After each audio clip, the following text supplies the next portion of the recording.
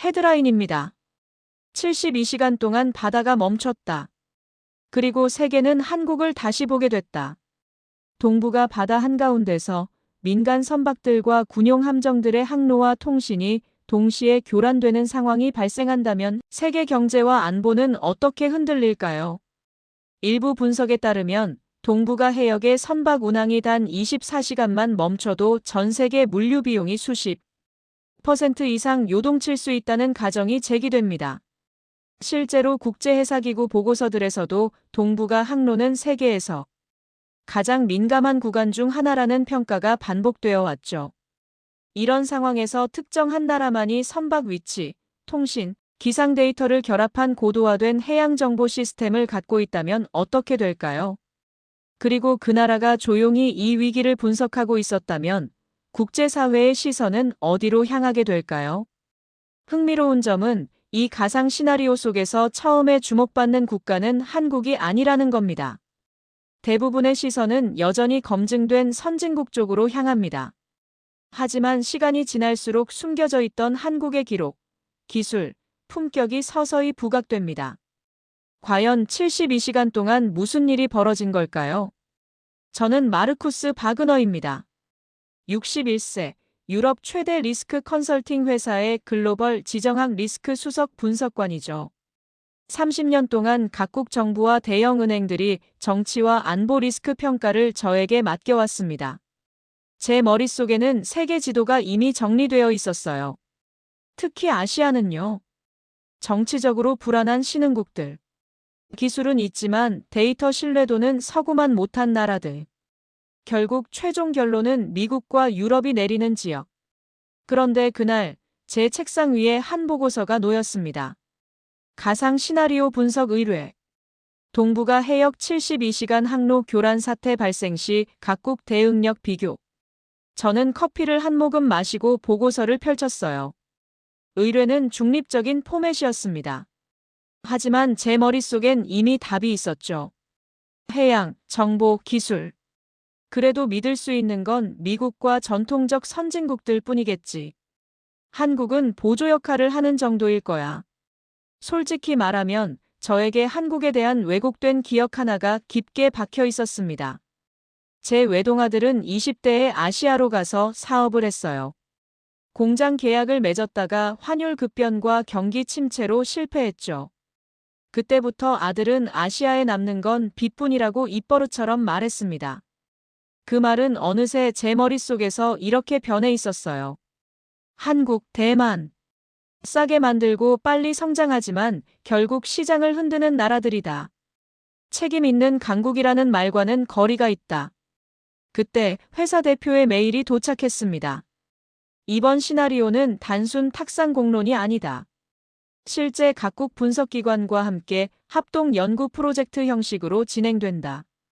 도쿄와 서울에 파견될 대표 분석관을 당신으로 지정했다. 저는 잠시 눈을 감았습니다. 도쿄는 익숙했어요. 여러 차례 학회와 회의로 방문했고 항상 일정이 정돈되어 있었죠. 하지만 서울은 단 한 번도 가본 적 없는 도시였습니다. 제 머릿속에는 아들의 푸념 섞인 말, 뉴스에서 몇 번 본 분단과 갈등 이미지가 전부였어요. 과연 이 시나리오 속 한국이라는 이름이 진짜 숫자로 증명될 수 있을까? 아니면 또 한 번 과장된 이야기일까? 다음 일정표에는 이틀 뒤 도쿄, 그 다음 날 서울 방문이 적혀 있었습니다. 저는 노트북을 닫고 창밖을 바라봤어요. 런던의 회색 하늘이 제 마음처럼 흐렸습니다. 제 30년 고정관념이 흔들릴 거라고는 상상도 못했죠. 가방을 챙기면서 저는 중얼거렸습니다. 어차피 예상 가능한 결과겠지. 미국이 주도하고 일본이 보조하고 한국은 그저 따라가는 늘 봐온 구조일 거야. 하지만 제가 틀렸습니다. 완전히 철저하게 틀렸어요. 그 사실을 깨닫는 데는 단 72시간이면 충분했습니다. 이틀 뒤, 저는 도쿄 외곽에 위치한 국제회의센터에 서 있었습니다. 동부가 해양안전정보 협력 포럼. 여러 나라의 군과 민간 전문가들이 가상의 위기 상황을 놓고 각자의 대응 능력을 시뮬레이션하는 자리였죠. 회의실 안은 조용했습니다. 하지만 긴장감은 공기 중에 떠 있었어요. 가장 먼저 단상에 오른 건 회색 양복의 중년 남자였습니다. 가상의 일본 외무성 소속 해양안보 담당 고위 관료였죠. 그는 부드러운 미소와 함께 리모컨을 눌렀어요. 대형 스크린에 동북아 해역 3D 지도가 펼쳐졌습니다. 수십 개의 레이더 아이콘, 선박 궤적이 화려하게 떠올랐죠. 가정된 위기 상황에서도 우리 해역 감시는 중단 없이 유지되는 것으로 시뮬레이션 됐습니다. 각종 센서와 레이더, 다양한 데이터가 하나의 체계로 묶여 있습니다. 그래프가 나타났습니다. 애니메이션이 흘러갔어요. 현란한 숫자들이 화면을 채웠죠. 저는 익숙한 안도감을 느꼈습니다. 역시 이런 자료는 이렇게 정돈된 국가에서 나오는 법이지. 저는 펜을 들고 숫자들을 빠르게 메모했어요. 레이더 탐지 거리, 통신망 복구 예상 시간, 군 경찰 투입 시나리오. 모든 게 완벽해 보였습니다. 하지만 단 하나 눈에 걸리는 부분이 있었어요. 슬라이드 하단에 조그맣게 쓰인 각주였습니다. 일부 데이터는 동북아 다국적 협력 채널을 통해 제공된 정보를 참고했음. 어느 나라의 정보인지, 어느 정도 비중인지 구체적인 설명은 없었어요. 발표가 끝나고 휴식 시간이 왔습니다. 저는 발표자를 붙잡고 물었죠. 여기 다국적 협력 채널이라는 표현이 보이는데요.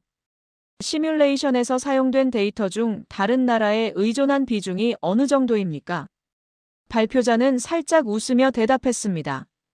정확한 비율은 파트너 국가와의 합의가 필요한 부분입니다. 다만 핵심 시스템은 자국에서 운용하고 있다고 보시면 됩니다. 국익에 민감한 사안이라 너무 세부적인 수치는 공개하기 어렵습니다. 대답 같지 않은 대답이었습니다. 하지만 저는 크게 문제 삼지 않았어요. 이런 자리에서는 대부분 국가가 비슷하게 말하니까요. 핵심은 자립적이다라는 인상을 주는 겁니다. 그래도 제 노트에는 한 줄이 남았습니다. 각주. 다국적 협력 데이터. 실제 비중 불명. 추후 서울에서 확인 필요. 그날 저녁 회의 정리 메일이 왔습니다. 다음 방문지가 적혀 있었죠. 서울. 통합해양정보분석센터 방문. 데이터 출처 및 검증 방식 현장 확인. 저는 호텔방에서 창밖을 바라봤어요. 도쿄의 불빛이 반짝였습니다. 화려했죠. 정돈되어 있었고요. 하지만 제 마음 한구석엔 작은 의문이 자리 잡기 시작했습니다. 과연 도쿄에서 말한 다국적 협력 데이터의 진짜 얼굴이 서울에 있을까? 그 각주 뒤에 숨겨진 진실이 뭘까? 저는 노트를 덮고 침대에 누웠어요. 내일이면 서울입니다. 처음 가는 도시. 처음 마주할 사람들. 솔직히 기대는 없었습니다. 어차피 보조 역할을 하는 나라일 테니까요. 하지만 제가 틀렸다는 걸 저는 다음 날 알게 됐습니다. 다음 날 아침, 저는 인천공항 입국장을 나섰습니다. 맑은 겨울 하늘이 제 머리 위로 펼쳐져 있었어요. 공기가 차가웠습니다. 런던과는 다른 차가움이었죠. 검은 세단 한 대가 조용히 다가왔습니다. 운전석에서 경호원이 내렸고 그 뒤로 검은 코트를 걸친 여성이 모습을 드러냈어요. 한지연. 40대 초반으로 보였습니다. 직함은 가상의 대한민국 국방부 산하통합해양정보분석센터 국장. 짙은 안경테 뒤에 눈빛이 저를 바라봤습니다. 과장된 친절도, 과도한 경계도 없었어요. 그냥 일을 많이 본 사람의 표정이었죠. 한지연이 먼저 입을 열었습니다. 마르쿠스 박사님 맞으시죠? 먼 길 오시느라 고생 많으셨습니다. 바로 이동하겠습니다. 첫 일정은 동해 연안통합분석센터입니다. 저는 약간 당황했어요. 보통 이런 경우 도심 브리핑이 먼저입니다. 간단한 만찬, 예의상 인사말이 돌아가죠. 하지만 서울은 달랐어요. 인사말 대신 현장부터였습니다. 차 안 공기는 조용했습니다. 라디오도 쓸데없는 환영 멘트도 없었어요. 저는 창밖을 바라봤습니다. 서울의 풍경이 스쳐 지나갔죠.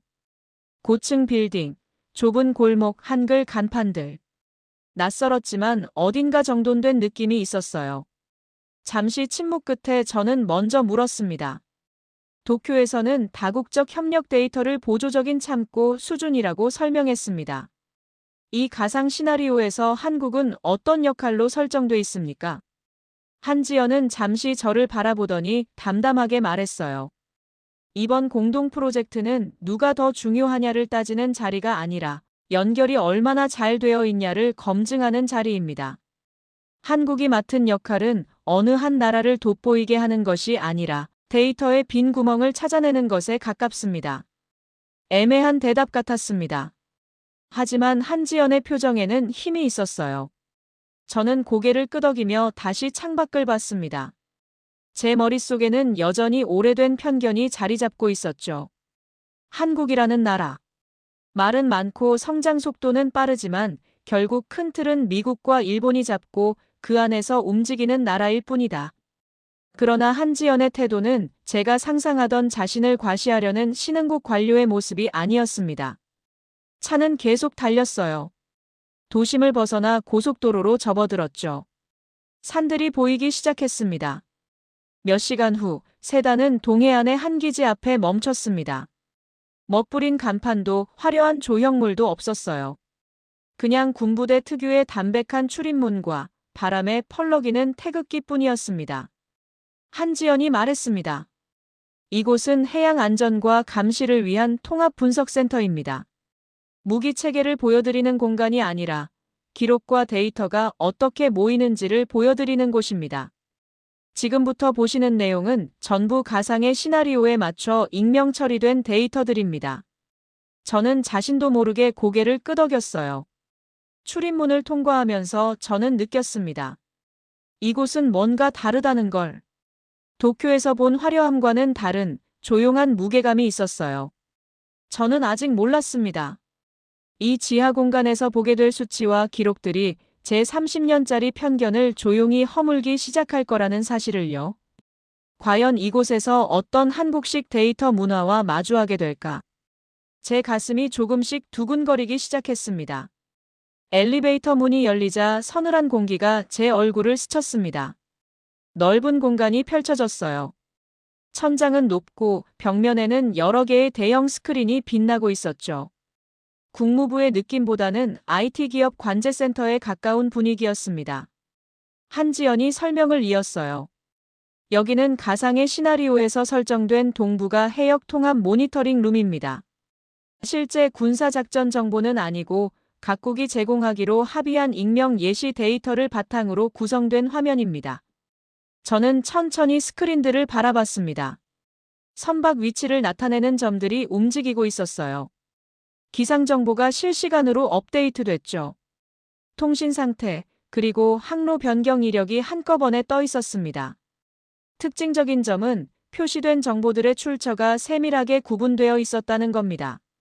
화면 상단에는 상선 AIS, 위치 자동 식별 시스템이라고 적혀 있었어요. 좌측에는 기상청과 해양 관측 부표 데이터, 우측에는 통신사 제공 해상 통화량 변화, 하단에는 각국이 허용한 군, 경찰, 해안경비대 익명 정보. 한지연이 한 화면을 확대했습니다.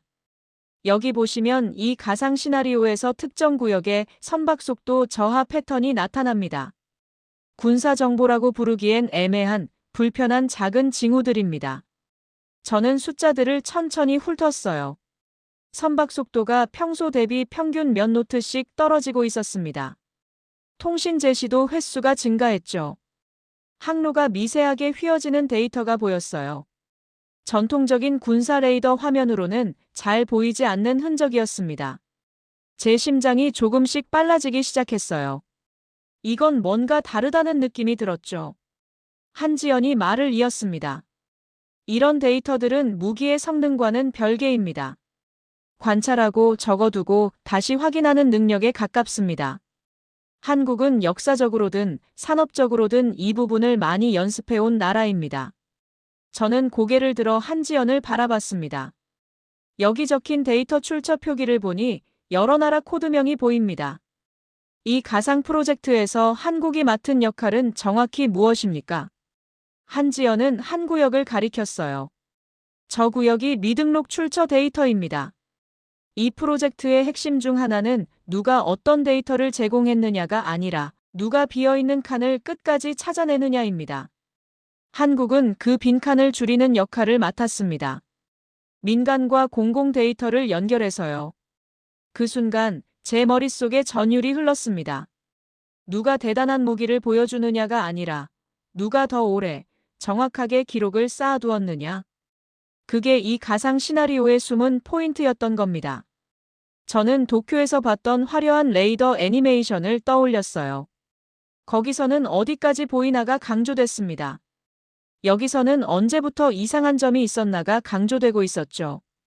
둘 중 위기 상황에서 더 가치 있는 것은 어느 쪽일까? 저는 노트에 펜을 들었습니다. 손이 조금 떨렸어요.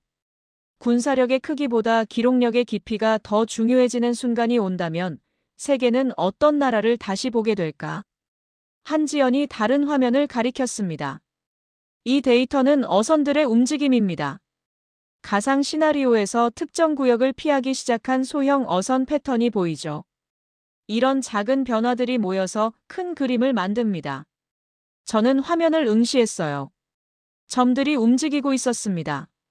하나하나는 작았지만 모이면 하나의 흐름이 됐죠.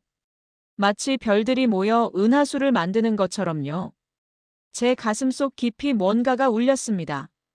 이건 단순한 기술이 아니었어요. 이건 철학이었습니다. 조용히 관찰하고 끈기 있게 기록하고 겸손하게 연결하는 철학. 한지연이 말했습니다. 한국은 오래전부터 기록을 사랑했습니다. 조선왕조실록처럼요. 일기장처럼요. 그 습관이 지금 여기 있습니다. 저는 천천히 고개를 끄덕였어요. 제 30년 경력이 흔들리기 시작했습니다. 제가 알던 세계 지도가 조금씩 달라 보이기 시작했죠.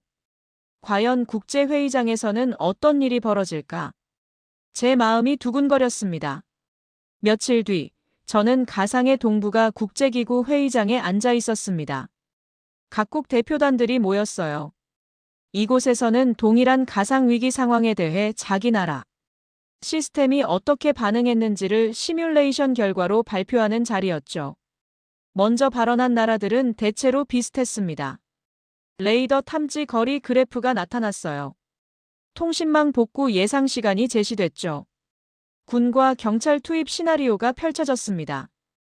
그리고 대부분의 슬라이드는 마지막에 이렇게 적혀 있었어요.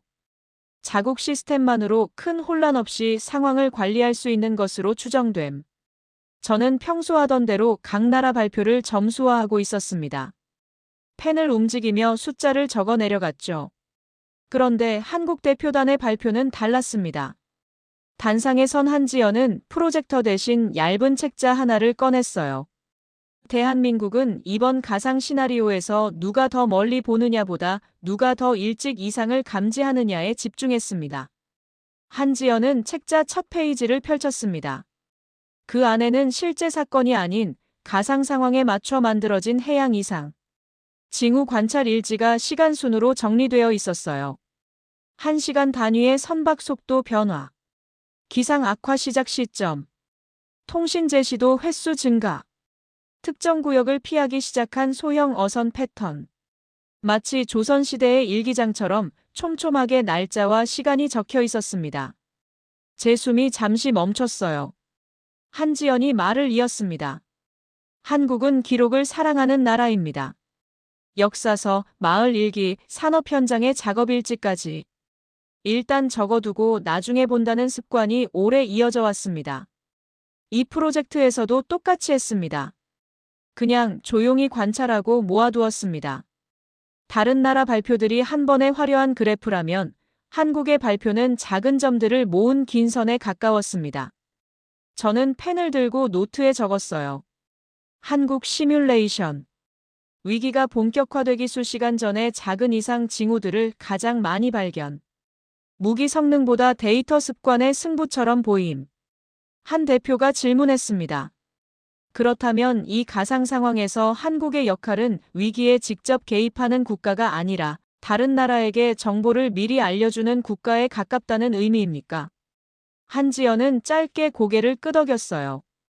그렇게 해석해 주신다면 감사할 것 같습니다. 누군가는 앞에서 소리쳐야 하고 누군가는 뒤에서 조용히 기록해야 합니다. 한국은 후자에 조금 더 익숙한 나라입니다. 이 말은 누구를 공격하지도 누구를 띄우지도 않았습니다.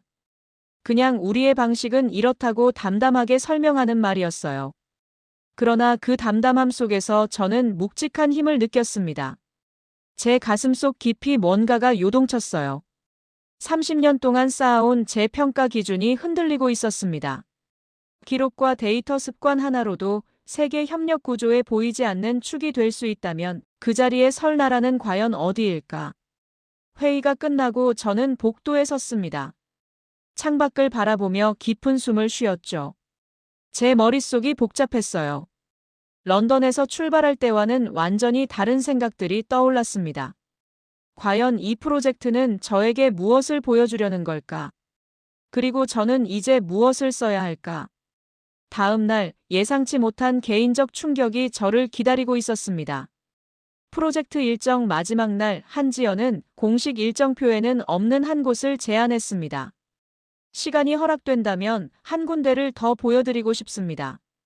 프로젝트와 직접적인 관련은 없지만 한국이 왜 기록에 집착하는지 이해하시는데 도움이 될 겁니다. 저는 고개를 끄덕였어요. 궁금했습니다. 도착한 곳은 도심에서 조금 떨어진 조용한 언덕 위 건물이었습니다. 간판에는 전쟁 참전 유산 기록 보관소라는 긴 이름이 적혀 있었어요. 역시 실제 기관이 아닌 가상 설정 속 공간이었습니다. 안으로 들어가자 긴 복도 양옆으로 서류 보관함과 전시 패널이 끝없이 이어졌습니다. 한지연이 설명했어요.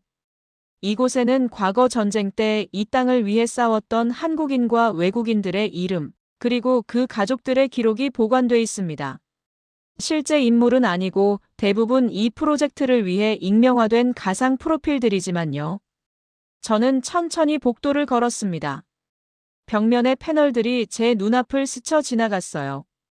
이름들, 날짜들, 짧은 기록들. 그리고 무심코 패널 하나를 훑다가 저는 손을 멈췄습니다. 제 심장이 쿵 하고 내려앉았어요. 거기에는 제 조부와 같은 출신 국가, 비슷한 이름을 가진 가상의 참전병 프로필이 적혀 있었습니다. 출신 유럽 소국. 파견 시기 1950년대. 임무 해상 보급선 호위. 기재 한국군의 작전 중 실종, 현지 주민과 부대가 수개월 동안 수색을 이어감. 아래에는 이 문장이 적혀 있었어요. 우리는 먼 나라에서 온 이들의 이름도 끝까지 기억하려고 노력합니다. 대한민국은 혼자 살아남은 나라가 아니라 함께 도운 나라들이 있었음을 기록으로 남기고자 합니다. 제목이 메었습니다. 가상의 설정이지만 내용은 너무도 구체적이었어요. 제가 평생 숫자로만 다뤄온 전쟁과 안보 리스크가 처음으로 이름과 표정을 갖는 순간이었습니다. 한지연이 조용히 말을 이었습니다. 해양 데이터든 전쟁 기록이든 한국이 집착하는 건 결국 하나입니다. 나중에라도 누군가에게 설명할 수 있게 남겨두자. 이번 가상 프로젝트에서도 우리 역할은 소리치는 게 아니라 나중에 설명 가능한 흔적을 최대한 많이 남겨두는 것이라고 생각했습니다.